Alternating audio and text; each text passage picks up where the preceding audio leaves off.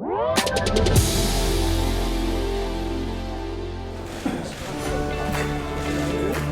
collège Maxence van der Merch de Cappelle-la-Grande a accueilli François Hollande ce mardi 28 mars pour proposer aux élèves un temps d'échange avec l'ancien président de la République. Ce dernier a dans un premier temps découvert le banc de l'amitié, une réalisation du conseil municipal des jeunes qui est un véritable symbole pour inclure les élèves qui pourraient se sentir seuls dans la cour de récréation.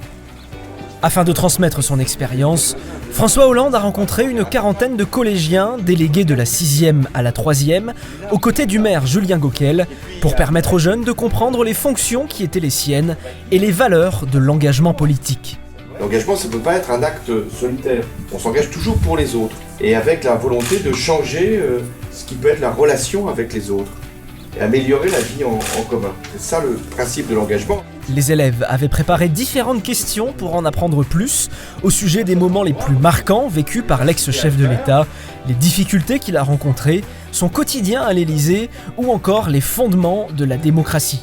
Un entretien d'1 heure qui a plu à l'ensemble des élèves, conscients de la chance qui était la leur de pouvoir rencontrer un président de la République. C'était très intéressant, on a pu avoir des informations qu'on ne pouvait pas directement trouver sur internet ou par nos professeurs d'histoire et c'était un honneur de l'accueillir dans notre collège. Un président, on ne pourra peut-être plus jamais en revoir dans notre vie.